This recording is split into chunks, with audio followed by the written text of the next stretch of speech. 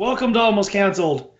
Today we're going to talk about Game of Thrones, Season 7, Episode 5, Eastwatch, which is a bit of a misnomer. I was totally fooled. Yes. Because last week I talked about how excited I was based off the title. Still a great episode, but not what I was thinking. Also, just on purely naming, I'm kind Yeah. of disappointed they didn't call it Eastwatch by the Sea. Yeah? Because that's always how it's referred to. That makes sense. Well, because it is the Night's Watch's port. Yeah. Yeah. So we kind of jumped ahead of introductions. I'm Matt, the king beyond the spoiler wall. And joining me, he used to be the Ginger Raven, but because of copious amounts of note taking for this episode, he is now the Maester of White Harbor, Connor. Yeah, it's not bad. Yeah, I right. like having a new title. Yeah, right. I mean, the Ginger Raven will always fly, and if you go start, if you want to get back into the trader net, that's cool, I guess. But yeah, with the amount of notes that you took and then shared, I had to go, and I even got our Archmaester's permission to give you a new title, and he helped out there. So shouts to Jared if he is watching. I doubt it though, because he gets way too much Game of Thrones, and so. But basically, I got approval for my chains here. Yes, you did. You got the chains now. So I'm going to let you take this one because, again, you're copious amount. So you're going to lead the way here, and I'll interject. I'm going to start by saying, so my notes vary in, how descriptive they are, depending on scene to scene. Some of them are, like, really detailed. I've got, like, full of quotes. Others are just, this is a general sense of what this conversation was. Just, it's, like, enough for me to know what it was. And it's like, okay, that'll do. So, obviously, lots of spoilers ahead from here. Lots, yeah. We're going beyond. We're ranging. Put your cloaks on. We're going beyond that wall. And this was a big one. So let's get into it. Of course, we start right where we picked up last episode, which kind of surprised me. Because we start with Bronn and Jaime. And I was like, oh, okay, it's just picking straight up from that. And, some fun banter. Jaime complaining that he could have killed him, even though we saved him. Yeah. Yeah. And then Bronn's, only I get to kill you. I do like that Bronn was like, there was a dragon. Jaime's like, yeah, I know. So I almost feel like Jaime's got a death wish right now. Like, he'd rather have died in battle, which is all he knows how to do, right? Than go back and face Cersei, because he kind of knows that she's hit her peak. Yeah, pretty much. He's like, I don't really want to tell her these things I've got to tell her. Might as well give this a shot. Because if I can tell her this, then I can do that. That'll be better. And if I die, well, then I don't have to tell her at all. Yeah. But yeah, this is pretty much just the aftermath of that, isn't it? There's not much to this particular one.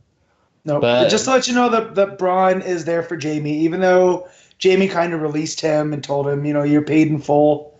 You can go on about. But Bronn's not going anywhere for the time being. He's ride or die. Exactly.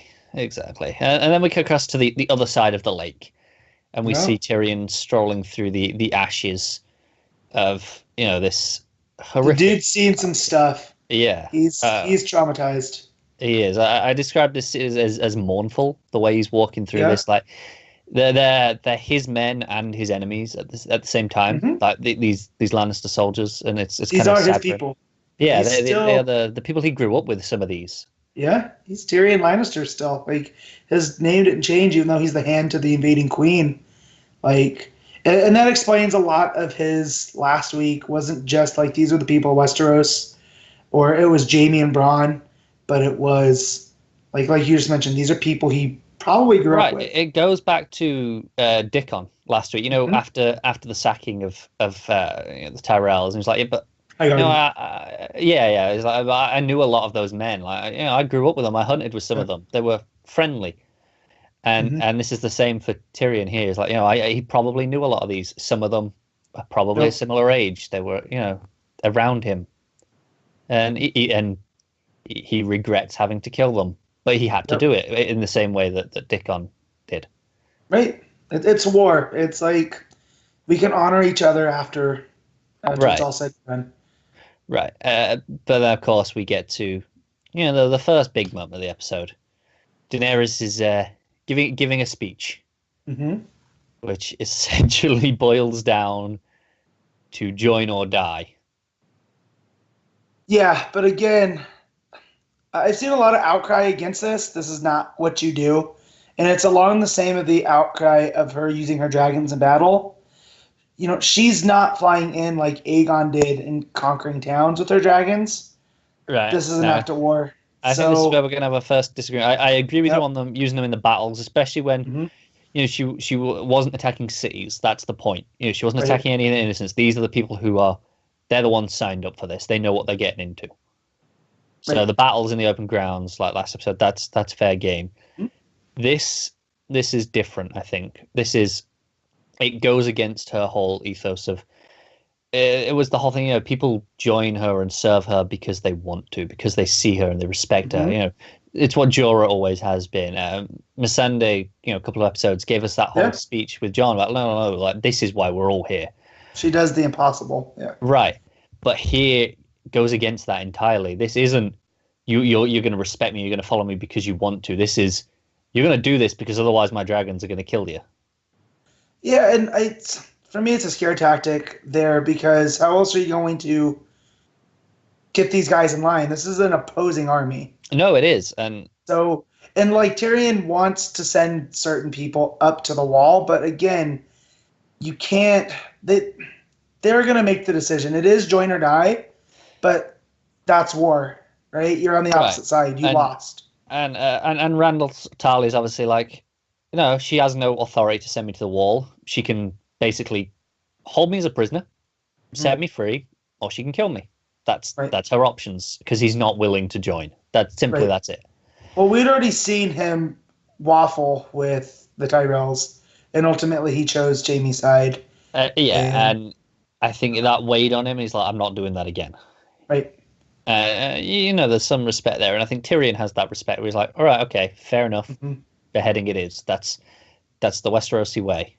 Right. This quick, clean death that is kind of it's merciful and respectful in a sense. It doesn't matter what crime you committed, you all kind of get the same. Mm-hmm. But no, she's not having any of it. Yeah, Dracarys. Yeah. Yeah, and so I would disagree about it not being quick because those dudes were flame roasted before they knew it hit them. It is, but it's the horror of it, isn't it? Still, like, it's more horrific for the rest of the army than it is for Randall and Dickon because to them, sure, it's over in a second. Mm-hmm. Probably similar to a beheading, it's over in a second. But everyone else, they're used to seeing a beheading. This is what they expect. If they get caught and they're not going to bend, a beheading is what they expect. All those people who are standing up, because not all of them bend the knee when she tells them to join or die. Some of them do, about half. Yeah, it's a little over half because you see a bunch take the knee, but a couple stand, and that's Dickon and Randall. Yeah, and then a handful of others. Yeah, and they're willing to take the beheading because they know what's coming. They're like, okay, I get that. That's what they're signing up for by standing. Mm-hmm. But they see this and straight down. See, I guess I don't see the difference in beheading and Dragonfire because death's a death. Like it ends up the same for both of them, and it's not the Mad King burning, everybody, or even what he did to was it Rickard, the dad, Stark, yeah, where it was a trial by combat and he chose fire and then burned Rickard alive. This was her coming up with a sentence and then passing the sentence, like Ned had said in the beginning. You pass the sentence, you swing the sword, and in this case, Drogon is that sword. It is, but it just the image of it is so much more horrific that I think it's one of those. They kind of seems like, is this on the steps to madness? Is this that? I mean, see, it could be, but then when you see her with Jon later in the episode, I don't feel the madness there. Like, you don't. No, you're right, and I don't know, mate, but. Is she on that path? I'm not sure. I don't know because I was feeling that last season when she took out all the calls. Because you could almost say this is basically what she did with the Dothraki, except the Dothraki respond to this. That's it. For the Dothraki, they're savages. That's kind of their thing. They respond to these shows of force and right. the horror. It's like, right, okay, you've got the biggest gun, you win. They respond to that show of force. Mm-hmm. Whereas Westeros isn't that. They have traditions, and beheading for the crimes is part of their traditions. And I think this is one of those things that sets her apart as a queen, and it makes her, even to these men who are now following her, she lost them. Because if she'd beheaded them like them, there would have been a semblance of respect for her. But here, by doing it this different way, it shows her as the foreigner, as the outsider. She's not willing to embrace their culture. Why should they serve her as a queen? So that's why they're doing it out of fear. But I also look at the whole show, looking at the bigger picture. The people that hold up to tradition end up going, the way of the dinosaur. Yeah. Like, look at Ned, and then Robb. Yeah. Like, if Olvor die. Yeah, and so with Robb Stark, it was a little bit different because it was betraying that tradition. Yeah. Right. That got him into that mess, but he still.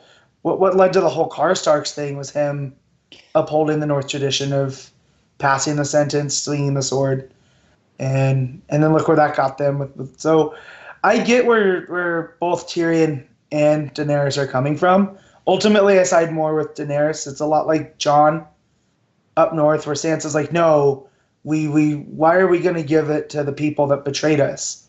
And they're like, well, we're not going to keep this going.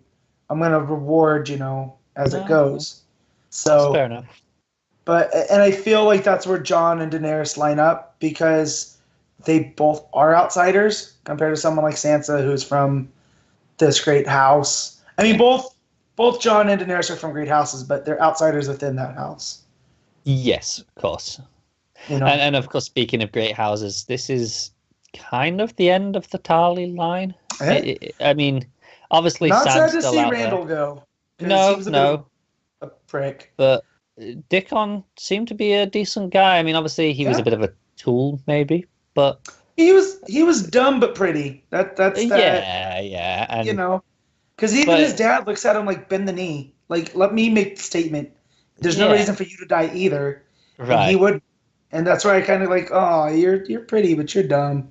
Yeah, but there is a sense of respect for him, and I'm wondering, is this the end of the Tarly line? Does Sam's son with Gilly, can he claim that that's a Tarly? I mean, even then, I don't know. It gets murky because he had to renounce the family to take up the Black. Right, that's what I'm wondering. But he also wasn't supposed to become a maester, right? Like, he could become the maester of the Wall, but not anywhere else, right? Yes. Like, they would send him just back up there because he was filling in for Aemon after Aemon had died. Right. So it's just like everything else on the show. It's a murky quagmire of where does it go? Because now he is the last Tarly man. Yeah, but the only way he can claim that title is if they release him from his oath, which I can't see happening unless the entire Night's Watch is disbanded. Yeah, who's that? Ed with 2 Ds, right? He's the Lord's commander. I guess he could release him. He could. But yeah. Anyway, I think we should move on a little bit. Yeah. Yeah. So obviously next week we actually get Jaime and Cersei having some interactions. Yeah. Yeah. He's back and he's basically gone, hang on. Look, I know armies and all that, but dragons. No. This is it. Dragons. You have no idea what you're facing. Yeah. She's like, look. I know you got Qyburne's device and. It shoots spikes bigger than people. That's fantastic and all. That's what he said. He goes, it shot an arrow larger than you, and it did nothing. It's like, that's cool, but you don't get it. Like, that's really what this scene is just hammering home. It's just, you don't understand. And of course, here is where he tells her the truth about Tyrion and Joffrey's death that he learned from Olenna. And she, she's like, why would she say this? She could be lying. And he just says this great thing. He's like, would you, if you were her, would you rather your granddaughter was married to Joffrey or Tommen? Yep. And you can see that horror where she has to accept that, and she has accepted it before, that Joffrey was not a good person. Right. She loved him anyway because it was, it was still a son. That's her kid. Yeah. But she was aware Tommen was a better person. And the way that Jaime put that too was to be the actual ruler of the realm, because that's what their father did for ages. Yeah, it's that's what the plan always was for Cersei with Robert, of course. Was that was the path in so that Tywin could rule. Right.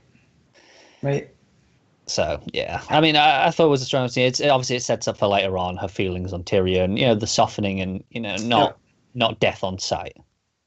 Nope.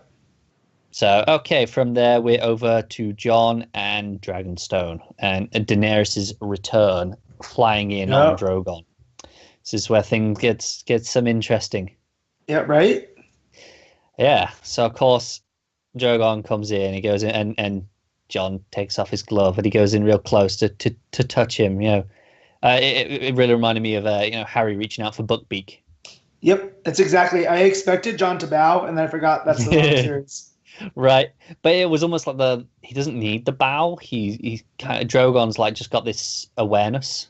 Yeah, well, and that's what brings back to the whole Tyrion conspiracy, that he's actually a secret Targaryen, because he was able to approach the other two when they were locked up in Marine. And of course, there's also the mother's theory. The idea that all their mothers died in childbirth. That too. Yeah, that's a good one. I forgot about that one. Yeah, I mean, it can almost feel like that pain. It's one of those things you could really overlook, because in this one you would expect childbirth to be a low percentage rate, like it was in medieval times in reality, but it's never been shown to be this big widespread thing. Like, it kind of seems like mostly the Maesters have it under control. Yeah. But yeah, I did think the CG was a little bit wonky when we got really close up on Drogon. Yeah, I almost wish they could have done a practical.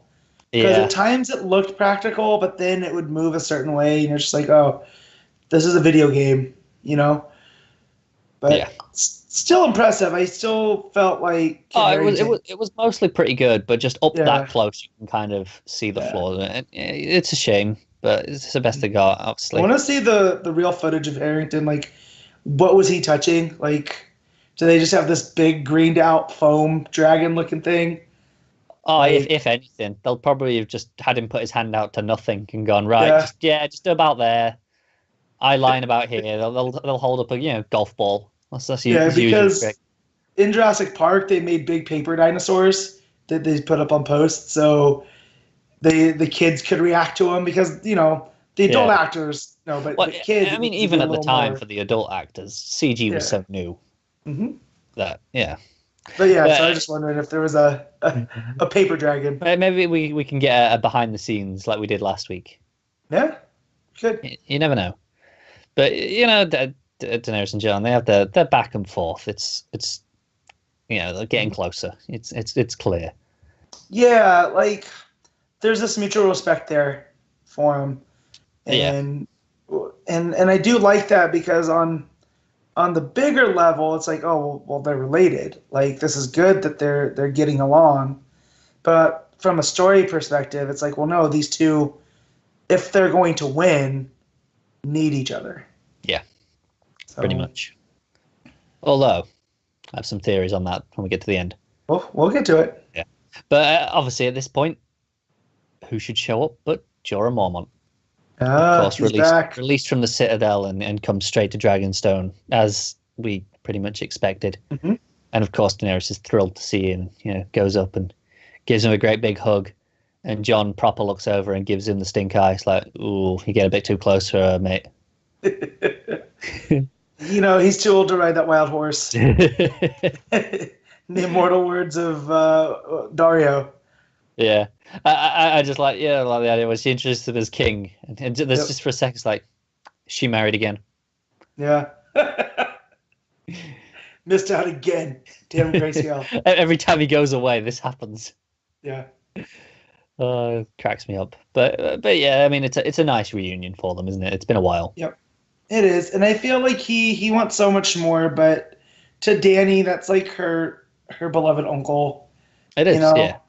But I do like that he's accepted that now. He knows nothing more is going to happen. Yeah. Well, I mean, I think he has to.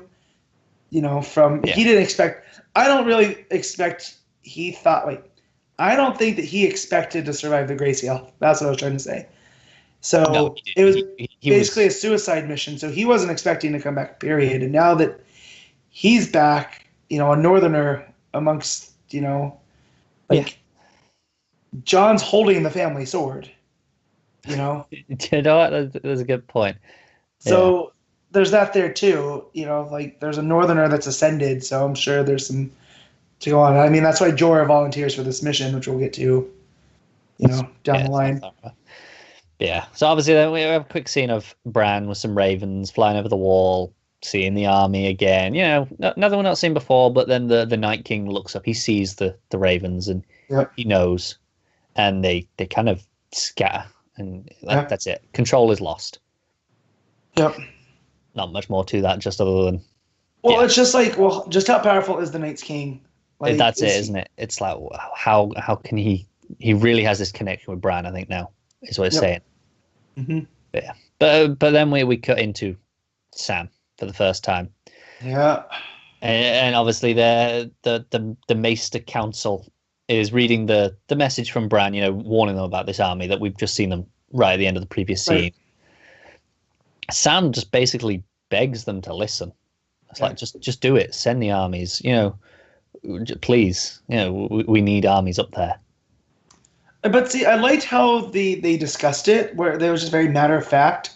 Like, they are so scientific and without they were entirely impartial. The Grandmaster is just like, Archmaester. He's just like, yeah, look, you might be right. This might be real. They might need armies up there. But what if it's not? Yeah. Well, but what if it's not is always a problem, I find, in logic. It is, because you've got to take that leap of faith at some point. Yeah. And that's what I feel like this whole episode was it was about trust and faith, and not faith in the religious aspect, but having faith in others and just not yourself, because that's what Sam's offering, like asking of them is just trust me, please. Like, I've come so far and given up so much, and I feel like you're hearing me, but you're not listening to me. Which I kind of do, to some extent, agree with the Maesters. Like, they're very logical, scientific. They're like, no, we want to get some proof, and I can understand that from them. Like, why should they just trust these sources? This dude healed Grayscale. Yeah, he kind of, he's proven himself multiple times now. Yeah. Like, I feel like the Archmaester should have gone out and just go, okay, well, let's send someone up there and kind of find out for ourselves. But they just seem to dismiss it as old wives' tales. Pretty much. We're in a sci-fi movie where there's a disaster coming. Samwell's the one scientist that's like, I have all the readings, and they're the council of them going, no, that's impossible. Yeah. You're just thinking of Superman again, aren't you? Well, Superman and was the San Andreas with Giamatti. Like, he was especially panicky in that movie. Yeah, right. Okay. I can't say I ever bothered watching that. Oh man, it's got The Rock and Alexandra Daddario. I did consider it because Daddario for me, Rock for the girlfriend. Yeah, that's exactly. But then it didn't pan out. For whatever reason. Maybe next week. But yeah, Sam is that scientist because he's proven himself, and he just wants their faith. And I feel this is the hair that broke the camel's back, or the straw that broke the camel's back. Here is like, well, I can do whatever I want, and they're not going to listen to me. Yeah, that's it. And obviously, not much more in this scene other than them confirming that they haven't told him about his family yet. Mm-hmm. They're just so important later on. Not so much now, but just so that we know that he doesn't know about his family. Yep. But we have a little bit of Tyrion and Varys just kind of justifying Daenerys to themselves and convince themselves they're doing the right thing. And again, this kind of goes back to what we were saying earlier, but what Tyrion was feeling at the execution. But he's back to drinking. He's back to drunk Tyrion. That's just like, well, I know how to drink, so that's what I'm going to do. That's what I'm good at. I do think it was a powerful scene for Tyrion. It was just like, okay, this is, just getting the thoughts in his head into words. Mm-hmm. But I think it was much more interesting for Varys, who really gave the speech. And we see just how much what he's done over his life has weighed on him. And you know when he reaches for the cup and has the drink and he just downs it. Yeah. And he's like, "No, I need this." And I don't really recall ever seeing him really drink before. No, because he always has to keep his wits sharp. Yeah, he's always so composed. Yep. Seeing him break can't that, not be. Yeah. I mean, I mean, when you look at it, his biggest enemy is everybody else. So, and Dany kind of even told him that in the first episode. So when she read him the riot act, but I did like what he said here about the Mad King, and he wanted to do more, but he couldn't quite bend the ear because the Mad King was too far gone, and he's kind of getting to Tyrion going, well, Dany's not that far gone yet. That's it. They're seeing the same thing I'm saying there, where she's kind of maybe on that path, but we can stop this. Yeah, and I think it really shows that Varys is very genuine in this, because obviously we've said he is, but the times have still been in front of Daenerys or in front of others where he could still be just bullshitting for, being Varys. But here it feels genuine. Mm-hmm. So then we actually get into that council meeting that you were hinting at earlier, where they come up with the plan with basically, we need to convince Cersei that this is real, so that we can stop fighting each other and send our armies up and deal with this first. It's more important. Yeah. So we need a white. Yeah. So do you think did they outright say a white, or they said they need to get one of them? Yeah, that's true. I mean, John says the first time he saw a white, it was this side of the wall, right in Castle Black, and so I think from there you just assume white because he's mentioned it there. So I'm just thinking of, with where we know it's going, from how the episode ends, that we know that they can't pass, the White Walkers can't pass beyond the wall, right?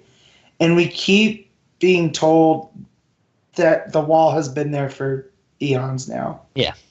Which I always take as that wall's coming down at some point. So do you think this might be the inciting incident, that maybe they can't get a white, but they end up with a walker, and they try to get it through, and that's what sets off, I don't know. I'm not so sure. I think because we know the whites can pass through. Like, we've seen it in Castle Black. So I think that's the easy bet for them. Take a white. And, they're not as strong as the walkers, so it's probably easier. Which I said this last night. I kind of want it to be a comedy of errors.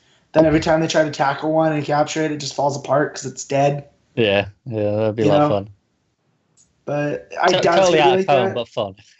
Yeah, exactly. And then one of our friends mentioned it'd become a Benny Hill segment, and then that's all I could think of for the rest of the night. Yeah, you can just hear the music and see it, can't you? Exactly. And John running around and fast forward with Tormund, that's all I want in this world. Yeah. Oh man, I hope we at least get a little sketch of that. I feel with the Hound and Tormund and John, and they're all very dry in their humor, that we'll get something to do with that. Yeah, I hope so. But anyway, this council meeting, it basically boils down to, right, what's the plan? Davos is going to be the one that smuggles. Tyrion, you've got to go in and be the one that sets up the meeting because you have the connections. Yep. Jorah, of course, volunteers to go off. He's like, no, he feels the need to do his bit. He's got to do his duty because I think that he feels that he's been gone for so long and everything's changed while he's been gone, that he's like, he needs to reprove his worth and go, like, this is why I'm here. Yeah. And he's a knight. He wants to do knight stuff. He was. I feel like if you get knighted at any point in the show, that character has this sense of duty. Because even Jaime has that. Even though he does. He's a Kingsguard, not a traditional knight, but yeah.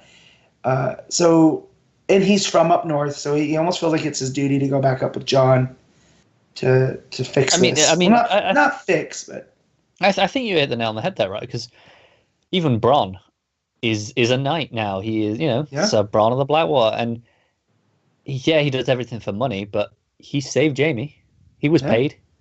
He could have left, but no, he went back in and risked himself to save him. He had that sense of duty, at least as far as Jaime is concerned, and Tyrion, obviously, we've seen before. Mm-hmm. And of course, John's like, "No, I'm going. You can't stop me. This is my mission, basically." Yeah. But yeah, that's fun. So we cut up to Winterfell after that. This is where things start getting interesting. We see a scene, some of the Northern Lords, going, "Hey, Sansa, maybe we should have chosen you instead of Jon. He's not here." These guys are the biggest bandwagon fans They kind of are. They're pretty fickle, aren't they? Yeah, and I don't feel like they were that way under Ned. And that's maybe because Ned was so consistent. And it's been so unruly up there with the Boltons and the Karstarks and what have you. But, like, you guys all took each other out with the Battle of the Bastards. So if Cersei hadn't lost her army and they marched up there, I don't see how it would have been any different than what happened at No, it wouldn't. But right, I think as proud as it. I mean, that's even a line here when Arya hits out at Sansa. She's proud. The Northern Lords are proud. Which I think is something that Ned might have said, because it kind of sounds familiar. Yeah. That's it. They're too proud to actually realize the truth. Mm-hmm.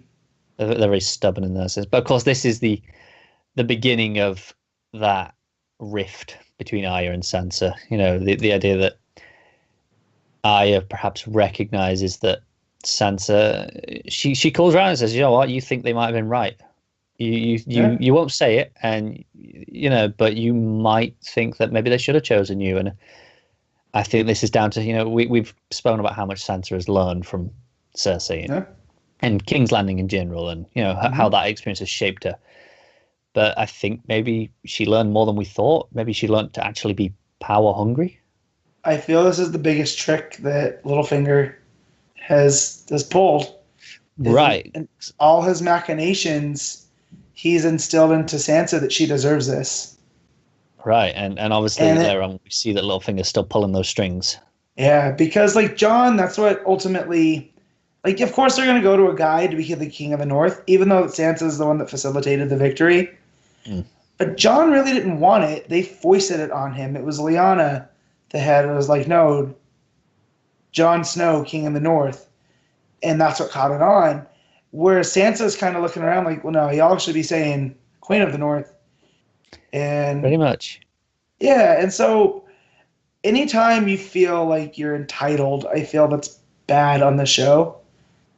And there's a comeuppance some way. Now, I don't think anything bad's going to happen to Sansa, but the seeds are there. Right. Because now she's up against a wall.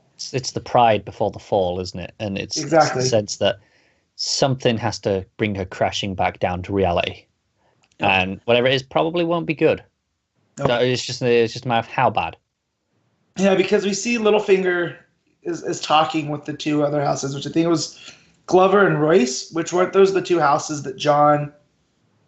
Wait, no. Who were the two houses that Jon had raised up the family members? That was Karstark and Umber? Umber, okay. So these are the other two. These are Glover and Royce, who were with Jon from the beginning. Yeah. And it's kind of like, guys, you're supposed to be ride or die with him. And he's gone for 2 weeks, and you're suddenly like, no, we need someone new. And I feel it's Littlefinger's influence, too. I feel he's whispering in their ear about it. That's what that scene was all about. Yep. So, yeah, like you said, Littlefinger's playing all of this, and it's going to be interesting to see how we play. We'll get some more of that in a little bit when we get to that. Mm-hmm. But next up, we have Davos and Tyrion washing up at the shores of King's Landing. I love Smuggler Davos. It's the best Davos. He is, because we know he's playing the character. Because we know that Davos is very serious and almost like, not morose, but he has this dark view of the world, being a smuggler. Like he's kind of cynical, isn't he? Cynical, I guess, is the word. World weary, I guess, is what I'm looking for. So to see him like go into what he does best and be this charming kind of guy, it's like hilarious. Straight from when they land on the beach, he's going off to do his thing, and Tyrion's like, "Hey, you're not staying here? What if someone takes the boat?" And he just goes, "Then we're effed." What are you gonna do about it? Matter of fact, Yeah. So of course, we'll follow Tyrion first. He goes off, and we see Jaime and Bronn. They're going down for training in the crypts with all the skulls, the dragon skulls. Yeah, and Jaime even starts picking up. It's like, what are we doing down here? Like, yeah, we've never trained down here before. This is strange. Yeah, and so you kind of know that Bronn's got something up his sleeve. Yeah, and of course, out steps Tyrion, and we get finally this reunited brothers. It's been so long since they've had a conversation. They left on strange terms. They've been enemies across the battlefield for the last year, whatever it's been. Well, and it's not even that. It's that this dude killed their dad. That too, yeah. That too. And Jaime, that's what makes me is come to like Jaime is that he lets Tyrion talk. Yeah. And Tyrion's like, Jaime, he was gonna kill me. He's gonna have me executed. Like what else was I supposed to do? He didn't hate me because of things I did. He hated me for things that I wasn't. Yeah, like he said, Tywin knew that he didn't kill Joffrey, but he didn't care. It was a perfect excuse. Exactly. And Jaime listens, and his rage, because you see him. Yeah. Like he's seething, and then that quells it. That's it. We can see Jaime is a rational-ish man. He can be reasoned with. More so than many other figures that we've seen. Like you talk logic to him, he'll step down and he'll go, all right, maybe this is for the best for now. Well, he's that man of two sides, where he's the noble knight that saved a bunch of people from being burned alive, but he's also the dude that's gonna huck babies over a wall to prove a point. Yeah. And so, I like that Tyrion sold. He didn't know what side of Jaime he was going to get. Yeah, but of course we don't really get any definitive confirmation of what goes down, at the end of that mindset. But you get the inclination. It's like, okay, it left on reasonable terms, and then we cut away to the first, big oh shit moment of the episode, like the first really big one. There's still another one or two. Gendry is back. Yeah, we called it. Yeah, I mean, I was still cynical, I guess, that they'd forgotten him, but yeah, but so a little cheating. I had heard that he was at the premiere, and I thought, well, that's weird. Why would Gendry be at the premiere? And here he is, and all this time I thought he was from the Stormlands, being that's where Robert's from, but no, he's from King's Landing, and I had forgotten this because it's been a while since I've watched. Yeah, of course, he was a bastard that he had while Robert was living in King's Landing. Yeah, so in Fleabottom, nonetheless, and right, and yeah, we have the most meta line ever, and the most fan servicey line that they could possibly have introduced is, Davos is thought you might still be rowing. Yeah. And of course, if you're listening to this, you already get that joke, so that doesn't need explaining. None whatsoever. Yeah, but it's nice to see them catch up. Davos, nothing F's you harder than time. No. Again, nothing. that kind of cynical, world-weary attitude is like, oh, this is just the way the world is. I'm a bit worried for Sir Davos because he's like the cop in all of the movies. He's one day from retirement. Yeah, I'm one day from retirement, and then I'm going to sit out on my boat and do whatever I want. Yeah. Yeah, you're right. And then he ends up on the wrong end of a sword. Yeah, pretty much. And I was so thrilled when Gendry pulled out that hammer.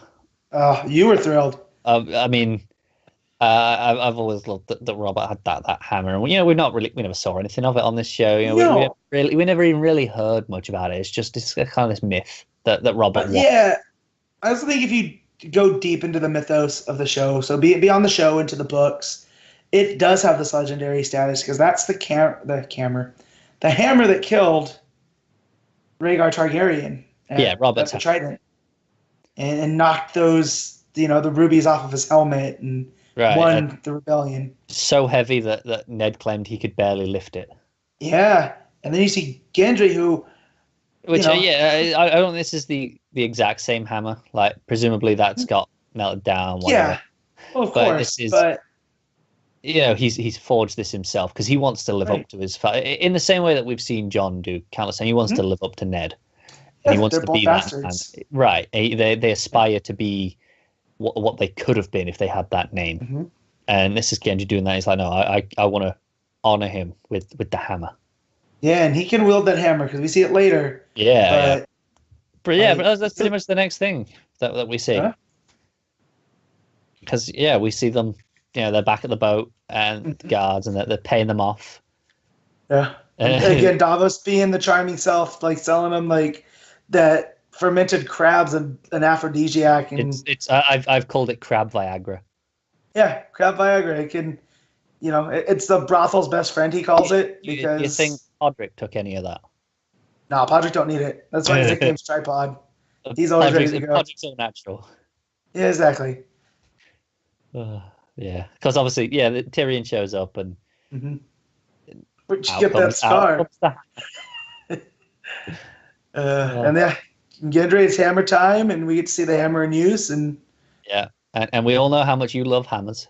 I do. I got excited because they kept teasing it, and then when Davos covers it up to show the crab, I was like, "Aw," but no, Gendry, just like his dad, super impulsive. Like. Yep. I mean, it's probably the right call in this instance. Of course, because Davos reminds us he's not a fighter. Like, he's no good in a battle. He said that when they were holed up last season up at Castle Black, and then he even told Tyrion, if you get into trouble, you're on your own. Mm-hmm. I can get you in and out, but I'm not going to fight for you because I can't. Yep. Yeah. Mm-hmm. But it's fun. I like having getting Gendry back is nice, and hammer. Yeah. What more do you want? Yep. No. But, blacksmith wielding a hammer is perfect, right? Like, it is, isn't it? It's like it's just that's why you do it. He's trained with that hammer. He's swung it thousands of times, but not to kill people. Good stuff. Yeah, it's cool. So then we're back to the next Jaime and Cersei scene, the much bigger one that's got real meat to it, I think. And key thing here I'm going to mention is Qyburn is in there when Jaime gets there, and they're discussing something, and then he leaves, and immediately I think it's kind of you get these ideas that she knows where he's been. Mm-hmm. She's kind of dropping these subtle hints, and it's like, okay, where's this going? And then she drops the bombshell on him. That pregnant again. Cersei's that chick though, and I know we're probably going to disagree, but. See, this is the thing. Originally, I'm with you. My first thought upon watching it was, now she's just saying this to manipulate Jaime because she goes, "Oh, it's yours." Well, that's what we're going to tell everyone. We're just going to be public about it because we can. Well, see, at first I was like, "Wait, she didn't consummate with Euron? Like that's not a thing yet." Oh, wait, no, she has sex with her brother. That's right. That's where the kids came from. Like, right. It's not like this is the first time they've had this discussion. Now, of course, like you say, that was my immediate thought. It's pretty, where you're sticking with is, she's manipulating. Mm-hmm. Strong possibility. Counter argument: she actually is pregnant. That's why Qyburn was there. Unless she wants Qyburn to help fake it, which is possible. Yeah, I mean, I don't know. She does mention that he's the hand to the queen. So they literally could have been talking about anything else. They could have been. So, because the fact that Jaime and Tyrion met in like Qyburn's mad science facility, bad move number one. Of course he knows everything.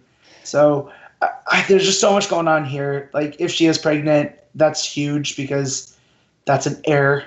Right. Here's my two potential theories. Mm-hmm. They're kind of like two sides of the same one, really. Mm-hmm. She is pregnant, but she dies during childbirth. Okay. We know the prophecy was that she only has 3 kids, right? That's it. She has 3 children. If she dies during childbirth, I don't think it counts as her having the 4th child, regardless. Yeah, so Jaime has a 4th child, but she does not because she's not around. Right. Right. Now, we know she has to be killed by the Valonqua, the little brother. The little brother. And obviously, she obviously assumes it's Tyrion. We've mostly been assuming Jaime. In defense of it being Jaime, the idea is his child is the weapon. It's his child that kills her. Mm. Yeah, I know. It's a little bit of a stretch. But then hear me out on this one. Yeah. It's not her little brother. because she did, it was never your Valancourt, it was the Valancourt. Right. And this is the little brother of her other children. Right. So that's what kills her. Yeah. But also, what if it's a girl that also goes into her? In defense of that, Valerian we know can be genderless and mistranslated. We saw it with Prince and Princess. Prince of the Promise. Yeah. Yeah, and I'm just thinking that anytime these prophecies, like George R.R. Martin writes them to be vague as possible, so whatever story point he goes with, right? Like it gives him some choice. Yeah, exactly, and that's what you kind of want when we're dropping bombshells like this. And of course, we're past the books, and he might not have been heading this way whatsoever originally, but the showrunners have decided. I think it's more she knows Jamie's onto her, just with the way how distant he's been. Yeah, and if she is worried about the little brother dying at his hands, that's why she's been wearing the high collared. Stuff. He's less prone to do so if she's carrying his child. That's true. No, so that's what leads me on that way. And she's the most manipulative person left on the show. And like I said, that was my first thought. And obviously, Occam's razor, simplest solution is probably the one. So I'm not discounting that at all. I'm just But I also like your theory too, because it plays with the idea of the prophecy. I like any time it plays with the prophecy because. Right. There's one going around that it might be Jamie that's Azor Ahai, because you could fit him into a lot of those variables. Yeah. That's the thing with the prophecies. They're always misinterpreted. And obviously, we're expecting it to be a misinterpretation just on the part of her expecting it to be Tyrion, but it actually be Jamie. That's a misinterpretation already. But, just maybe it's more than that. I don't know. But you mentioned how... That's what I like about the show, though, too, is it gives you those choices. You just mentioned that, we're past the books. And as a book reader who read all the books before I started the show, this is probably the most I've ever enjoyed the show. Because I'm no longer going, okay, I know where this thing's going. I know where that thing's going. I'm finally allowed to get the feeling I was getting when I was reading the books of what's next. I can speculate, theorize, and it's fun. It is. And, I missed it. Yeah. See, as someone that didn't even know there were books until the show came out, and probably into the second season, I wasn't aware this was a book series, that it's so nice to be at the point where we're all on equal footing, and we can all guess, Jared, we keep bringing up, he's a huge fan that gets into the mythos, and he's constantly dropping me stuff of hey, did you hear about this? Or hey, did you hear about this? And it's this teeniest tiny little thing, but we're on even ground. So it's those people that were you thought the Red Wedding was bad. You haven't seen nothing yet. Well, and I was kind of like that at the time. I was like, yeah, okay, I know there's worse things coming. Yeah. And it's nice to have this feeling again. But back to the episode. So we're back with Davos and Jon and Gendry. We're back on Dragonstone, and Davos is like, right, look, come on, here's your story. Your name's Clovis. You're a smith. You come to pay your respects to the Queen, and then you got to work at Winterfell. And Gendry's like, sure, whatever. Get in. I got you, old man. Yeah, I get it. Get in. Hi. I'm Gendry. I'm Robert's bastard. Cool. I'm a Baratheon, and I want to pay homage. And our fathers were friends, and I figured, why can't we be friends? We're both bastards, and again, it's this idea of them both trying to live up to their fathers, and they're both. Here's what we do know, right? Jon's real father was killed by Gendry's father. Yeah. In all of this. And these two guys don't even have the slightest. I know. As far as Jon's concerned, Ned's his dad, and man, I just love it. I know. It's great, isn't it? And this is probably one of my favorite moments from Davos yet, which is saying something. When, that he's like, oh, I'm going to go, Gendry's offering, I'm going to go off and fight. I'm not a warrior, but I'm a fighter. I've got my hammer. And I was just like, really? Come on. It's like, and he goes, oh, I don't know why why would anyone listen to me? Oh, I've only ever done is live to a ripe old age. Yeah. It just, it cracked me up. Especially in this, he survived Blackwater. He survived the insurrection at Castle Black. He served how many different people? Right, exactly. As a smuggler and then as a knight, he's lost his fingers. But why listen to this guy? Yeah. I do love Davos, which is why I'm worried for him. I am too, and if it is, oh man, I won't be upset because again we can feel it coming, but I don't want to lose this character that I like so much. Yeah. All right, we've got next up is Tyrion and Jorah have their moment, their reconnection, and it's nice moment. He gives him the slaver's coin that they were given that was supposed to last them the rest of their lives. Yep. And I don't know, I thought it was a really nice moment for their friendship. What about you? Yeah, I thought so too. I thought it was hey, we might not see each other, but you're my bro. You'll always be my bro. Like we. Yeah, and it's like we're in this together. We picked this queen. Mm-hmm. We were right to do so. Mm-hmm. It's Tyrion reaffirming to himself that, I think, again, which is kind of his thing throughout this episode. Yeah, well, Jorah, he might have done some bad stuff in the past, but he's still a man of his word. So, and Tyrion respects that. Like, yeah. And obviously then Jorah's saying his goodbyes to Daenerys, and Jon walks out, and he looks at her and he's like, guess my time's up. And he looks really sad and walks away. Yeah. Feel for the poor bastard. But yeah. On to what is undoubtedly the biggest scene. The biggest bombshell. So again, I must reiterate, I am not a book reader. I've had all the stuff explained to me by friends. When this bombshell dropped, I yelled and startled my wife, who's watching the show with me, but is only half paying attention. And I have some strong opinions on this coming up because we were, if you're in the Maltas Facebook group, if not, go and join. Search it on Facebook. We have right after the episode, we have a discussion thread go up. Ever the Ravenclaw. I know. But right after the episode goes up, we have a discussion thread. We talk about it. It kind of lasts the whole week up till the next one. And maybe 2 days before this came up, we were talking about this. So, my opinions were there before I'd seen it in this context. Mm-hmm. But it's just Sam and Gilly doing some research, reading books, seeing what they can find out, and Gilly's really interested. I think just everything's still new to her because she's still so new at reading. So every bit of information is fascinating. Yeah. So, it's a thing that you always take for granted because it's what you do. Like we look at the sky and it's like, it's the sky, but a blind person's given the gift of sight. Yeah. They're just like, oh man, no one ever told me it was this blue. But for her, she only had what Craster taught her, and then now look, she's got all this knowledge. It doesn't matter what it is. It's she's new. Gonna read it. Right. Yeah. And she's thrilled. There's 15,782 steps in the Citadel. And yes, I wrote that down. Yeah, well, and also how many windows in the Great Sept. Not anymore.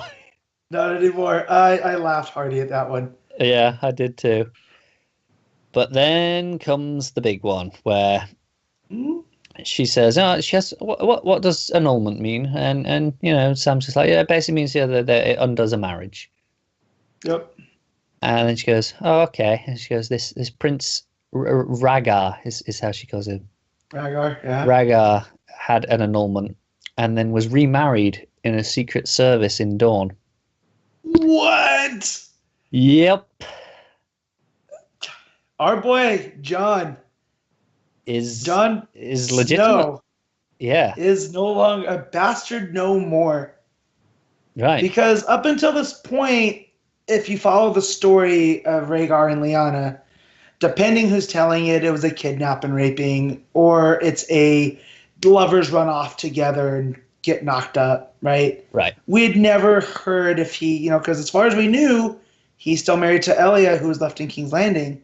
Yes. Of course, there was some speculation, because obviously, if I was talking about this before the episode, of course there was some speculation. Yeah.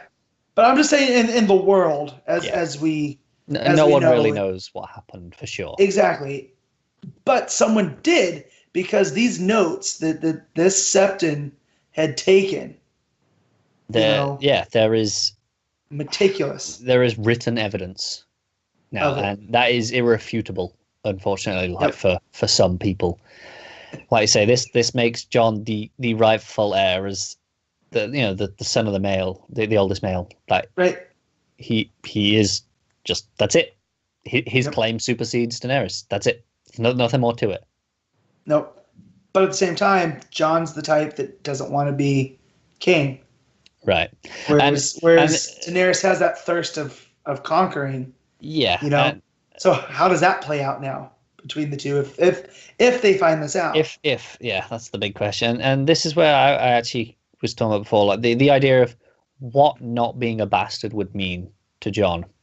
And I'm still on this side. I'm against it. I think, I mean, I'm fine with it. I'll go with it. That's the story is what it is. I'm not going to complain about that. But for me, I think I liked it more if he was always a bastard, regardless, because I think he's so defined by being a bastard that him never actually being a bastard, even though he's felt like one, he's never actually been one. Mm-hmm. It takes away this whole feeling of him being an outsider. Kind of goes away a little bit for me. But see, I don't see that because it's still his life experiences that have built him.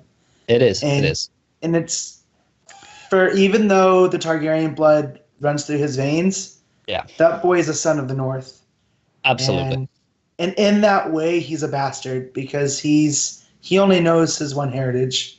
As of right now, he doesn't know. Like he only knew about Lyanna, not Lyanna. I forget the girl that Ned had said was his, his mother, and it's not important. But they were going to talk about that when Ned got back, and who knows what Ned was prepared to tell him because this had to be a secret, so Robert didn't, kill him, come after him because he has a legitimate claim to the throne, bastard or not, having Targaryen blood. Right. And, this also explains some other things, like why your boy Sir Arthur Dayne was Sword of the Morning. It explains why he was there. Obviously, one of the chief asked question is, right, so he was the Kingsguard, who's the chief. Oh, God. And he was also Rhaegar's, best friend. Right. So if he's not with Rhaegar, fine. Right. Why was he not with Ilaria and the other children? His heirs.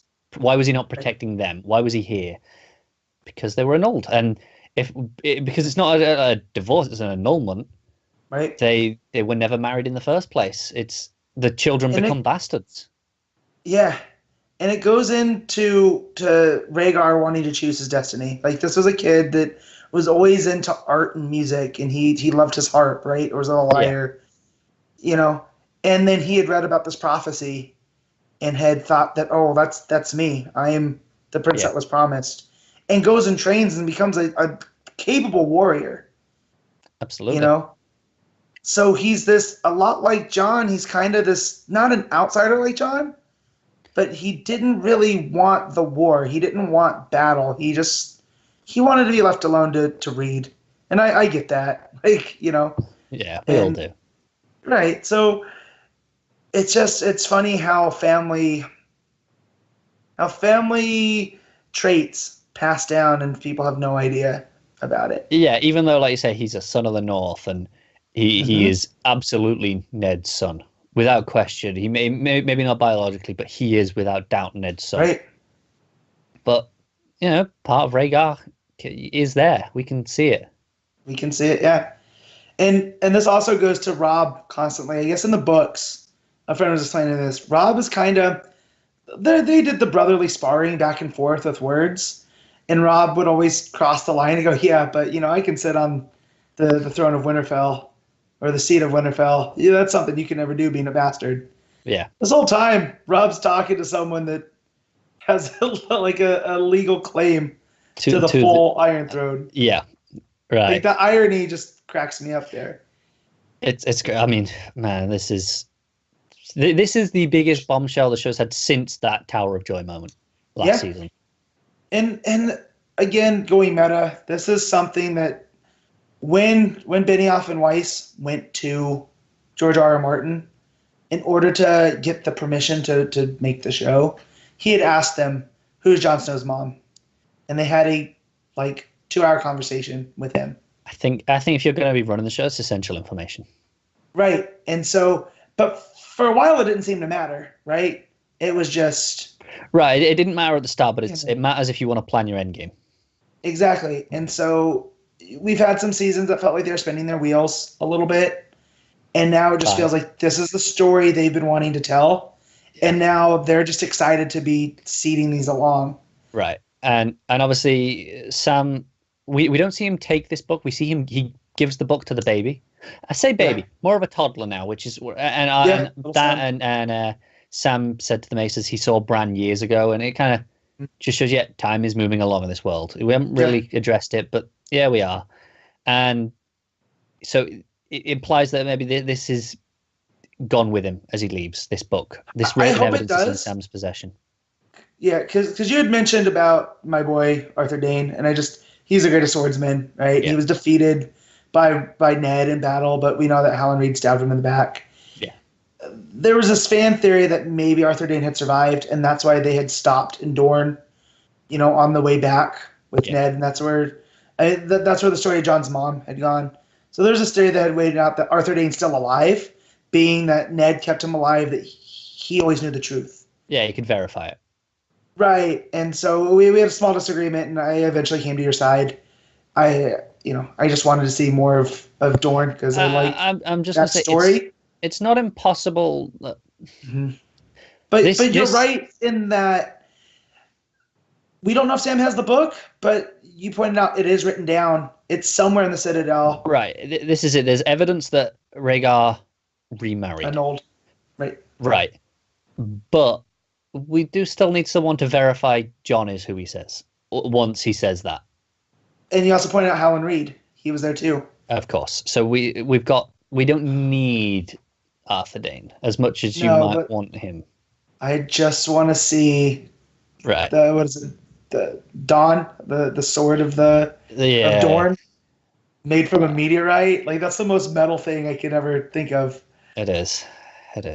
But yeah, so just yeah, and I think this bit here where Sam chooses to leave, I think this is one of his most defining moments yet that really shows his growth, because he the line says I'm tired of reading about the achievements of better men.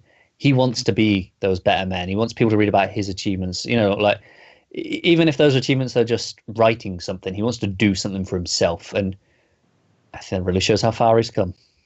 Yeah, because he's not this whimpering boy that was sent up to the wall because his dad couldn't stand to look at him. Yeah, he's actually grown a set. Yeah, just taking destiny by its hand and pulling it along, and him and little Sam and Gilly, who knows where they're going to go. I mean, he doesn't know about his family. Right. So does he head there thinking that they'll protect him or do something? Yeah, like even if it's just as a stopping. So he's still a member of the Night's Watch, even though he's in Maester training, right? Yeah. So he really can't take. He can't take the title. No. So yeah, I mean, I guess he can go home. Mom and sisters love him, right? Right. Maybe he'll stop in and see them on the way back and learn. Then. Yeah. So is he going back up to the wall? Is he going rogue here? Like, I don't know, because he's kind of defied order. Like his orders under Jon as Knight Commander were go and learn to be a Maester. But it was learn to be a Maester in order to defeat the Walkers. It was, and arguably maybe he's done enough with the Dragon Glass. It's kind of like Jorah. He fulfilled it. He could come back, and I say he goes rogue and joins Jon or wherever this takes him, because he is vital in this. Right. Going forward. All right, so we're moving towards the end of the episode now. Not much left. We got Arya spying on Littlefinger, as you pointed to earlier. He's leading her to these certain men of she's seeing things like, okay, this looks shady, and she's following her around, and he meets with a mystery woman too. He does. I haven't seen before, so that should come into play. Yeah, and I'm intrigued as to who that one is. I'm not entirely sure, but basically it boils down to, messenger comes up going, hey, I went through the archives, and we've got what you wanted. So here it is, and he goes in, he makes a big show of locking his door, and walks off. Obviously, Arya's still watching all of this. I thought this was a trap. I thought he knew Arya was following him, and I kept waiting for a shoe to drop. He did know. Arya was following. Absolutely. We'll get to this in just a second, but obviously she goes in and finds it, and she finds the note. And obviously it's hard to make out at first what it actually is, but thanks to Reddit and a screen grab, we have figured out this was actually the note that Sansa wrote that was forced to write home. Someone on Reddit, since that original screen cap that people grab for us, we've actually got a full transcription of what it says. It says, "Rob, I write to you with a heavy heart. Our good King Robert is dead, killed from wounds he took in a boar hunt. Father has been charged with treason. He conspired with Robert's brothers against my beloved Joffrey and tried to steal his throne. The Lannisters are treating me very well and will provide me with every comfort. I beg you, come to King's Landing, swear fealty to King Joffrey, and prevent any strife between the great houses of Lannister and Stark." So it's pretty clear that, especially from afterwards, you see Littlefinger watching from outside and smiling. He wanted Arya to see this. He's going, she doesn't know this was written under duress and that she was forced to say this. She thinks it's a genuine note, and it's driving that wedge deeper. See, I wasn't picking up that he knew about it, because where it was hidden and whatnot, just like... Right, I think that's it. I think he's hidden it so well, just well enough that it's hard to find, but she will find it. That it's like, it feels believable. Like, say, it's a trap, and he's out there watching her on the stairs. He was waiting. Yeah, see, I should have been paying closer attention at this point, because anytime he gets up to Winterfell, I start to feel nervous. So yeah. Because I want the best for the Starks. And I just took this this letter he's going to use as a wedge for Sansa to get her to do, because she's just not listening anymore. I think he has the Knights of the Vale, but no, I think ultimately that still is his goal. But he'll use Arya to drive that wedge and push Sansa towards him. Yeah. I think that's what he's hoping, that if Sansa feels isolated, because it's like, obviously Jon's gone, and now Arya, Bran doesn't need dealing Bran's with. gone. Bran solved himself. Yeah. And Arya now, if she hasn't, she'll have no family. She'll be alone. She'll turn to him for guidance. She's no one. Yeah. Right. I think that's his plan. So you're onto the plan. Just yeah. I don't think he realizes how bloodthirsty Arya's become. I think he's underestimating. I feel that. Yeah, I feel that's his undoing. Definitely. Needle's thirsty, and she's gonna pretty much defeat it. Yeah. Yeah. Anyway, ending of the episode. At last, Eastwatch. At last, Eastwatch, by the sea, and see, I expected this to be like Hardhome, where we're gonna just get to Eastwatch because that's what it's called. And I think everyone expected that.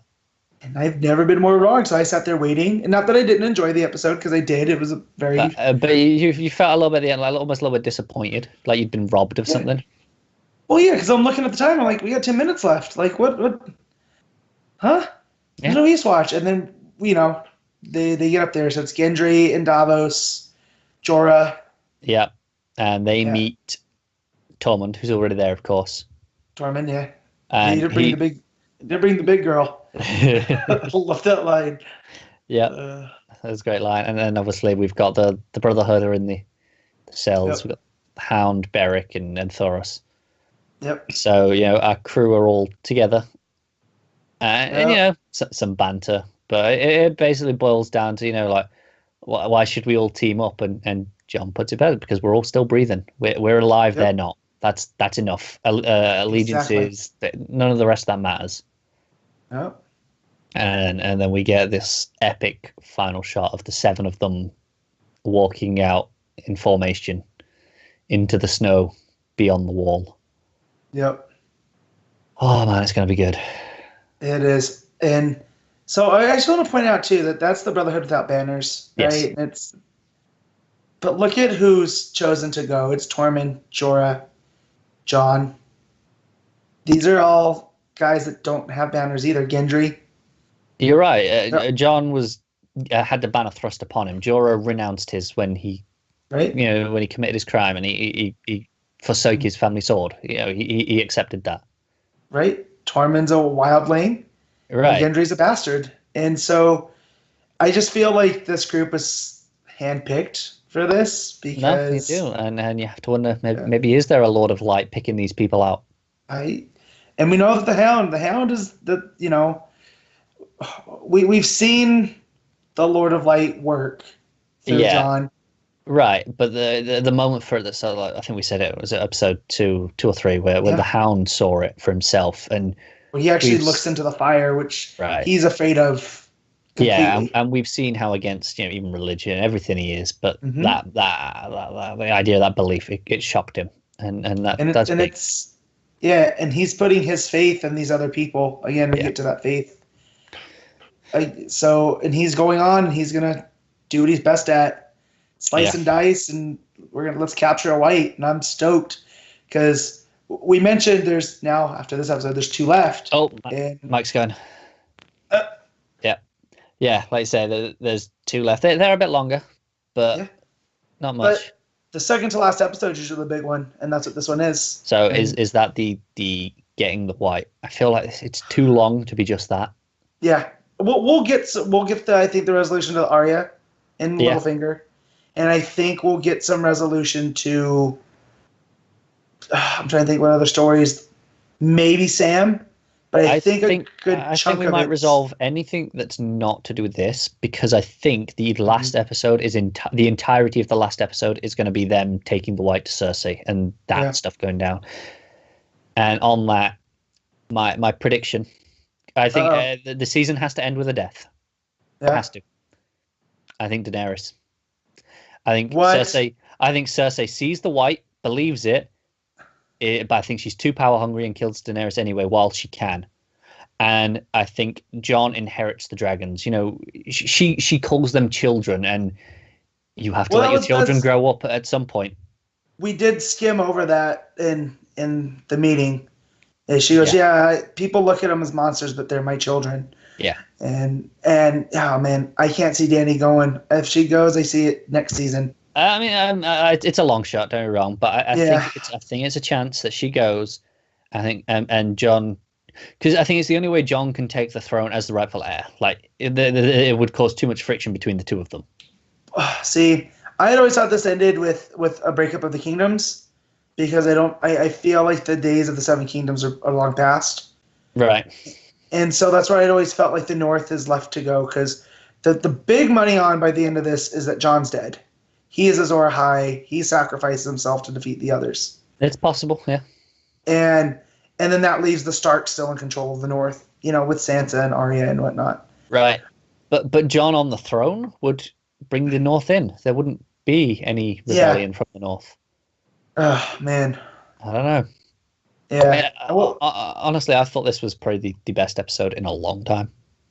Well, I've just liked this whole season, especially coming off of. I've been enjoying this season. Don't get me wrong. Yeah. I think it's been strong. So I can't, because man, those dragons last week, I was hyped, but I didn't have it built up like you did.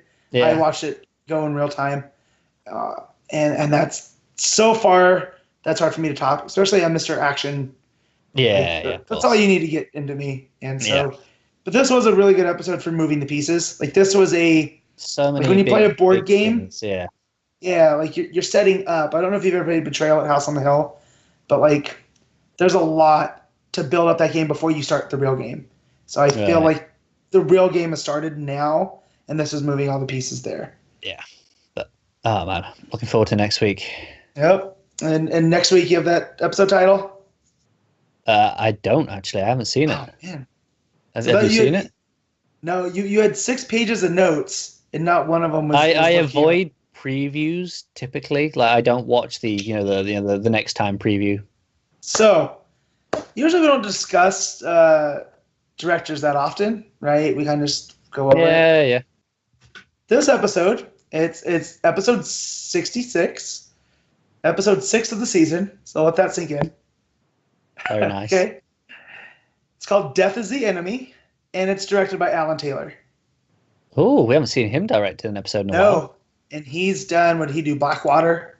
Yeah, he did some big ones, some big action ones. Yeah. I'm going to look this up real quick. I just clicked on his name. Yeah, I'm sure he did some action-y ones, though. Yes, he has. Let's go to, come on, I don't care about Mad Men. There we go. Yeah, he's done, he did episode 9 of season 1 called Baylor. Right. He did episode 10 of season 1, Fire and Blood. He did The North Remembers, season 2, episode 1, season 2, episode 2, The Night Lands. This is back when they were doing. He was pretty instrumental early on then. Come back, yeah. He hasn't really directed one since season 2, which was the last episode, Valar Morghulis, and he also did The Prince of Winterfell. So that he didn't do the Red Wedding, but he did the episodes that sandwiched it. Right. So he had to do a lot of that setup, and then he comes back. So this is I think this is huge, getting him to do this. I'm excited. Yeah. Yeah. And so it's Death is the Enemy. Well, episode 66. Yeah. That's crazy. With that, I guess we'll see you next week, because we're sure as hell going to be here. Like I said, you can find us on Twitter individually. They're on the screen. If you want channel updates, @mild_fuzz. Come join us on Facebook and get the live discussion going. Yes. Theorize along with us. It's fun.